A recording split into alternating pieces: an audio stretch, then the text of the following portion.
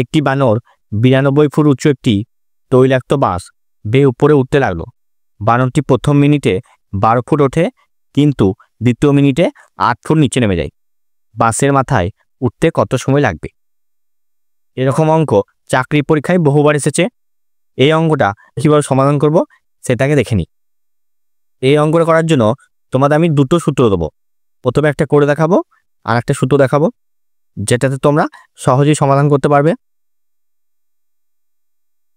মোট সময় লাগবে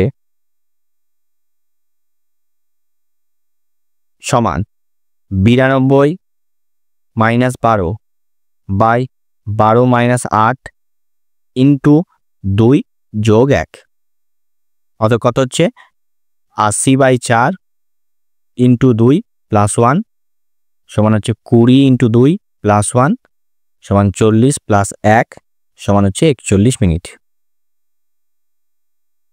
এবার আমরা দেখব এটা আমরা কিভাবে করলাম। এই অঙ্কটার জন্য একটি নির্দিষ্ট সূত্র আছে, সেই সহজ সূত্রটা আমরা দেখে নিই। তাহলে সূত্রটা হলো মোট সময় সমান মোট দৈর্ঘ্য মাইনাস নির্দিষ্ট সময় যতটা পরিমাণ উপরে ওঠে বাই যতটা পরিমাণ উপরে ওঠে মাইনাস যতটা নিচে নামে গুণ 2 যোগ 1। এরপর তাহলে আমরা অঙ্কের সাথে মিলিয়ে নিই। তাহলে মোট দৈর্ঘ্য সমান হচ্ছে 92 ছিল, নির্দিষ্ট সময়ে যতটা পরিমাণ উপরে ওঠে তাহলে কত মিনিটে উঠছিল 1 মিনিটে 12 ফুট উঠছিল, বাই যতটা পরিমাণ উপরে ওঠে 12 মাইনাস যতটা নিচে নামে 8 ফুট নিচে নামছিল -8 গুণ 2 যোগ 1। তাহলে এটা সমাধান করলে হচ্ছে 41 মিনিট হবে। এইভাবে এই অঙ্কটা করবে। আরেকটা অঙ্ক আমরা দেখে নিই। একটি ব্যাঙ 60 ফুট উঁচু একটি কুয়ো থেকে উপরে ওঠার চেষ্টা করছে। ব্যাঙটি 1 মিনিটে 4 ফুট উপরে ওঠে এবং পরের মিনিটে 3 ফুট নিচে নামছে। উপরে উঠতে মোট কত সময় লাগবে? তাহলে মোট উচ্চতা কত হচ্ছে 60, 1 মিনিটে 4 ফুট উপরে উঠছে আর পরের মিনিটে 3 ফুট নিচে নামছে। তাহলে আমাদের সূত্রটা কি হবে?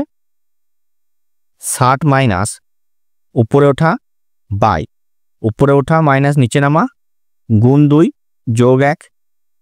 তা 60 থেকে 4 বিয়োগ করলে হচ্ছে 56 বাই 1 গুণ 2 যোগ 1 মানে 112 প্লাস 1 সমান হচ্ছে 113 মিনিট। এই সূত্রটা বাদে আর একটা বোনাস সূত্র দেবো বলেছিলাম, সেই সূত্রটাও দেখে নিই। t = 2l minus r plus F by R minus F into T. তাহলে এগুলো কী জিনিস দেখে নিই। টিটা হচ্ছে মোট সময়, এলটা হচ্ছে মোট দৈর্ঘ্য, আর মানে হচ্ছে উপরে ওঠার মান, এফ মানে হচ্ছে নিচে নামার মান, আর স্মল টি সমান হচ্ছে ওঠা বা নামার সময়, মানে যেটা 1 মিনিটে উঠছে বা নামছে সেটা। আর একটা অঙ্ক দিচ্ছি, তোমরা সেটা কমেন্টে উত্তর জানাবে কত হবে।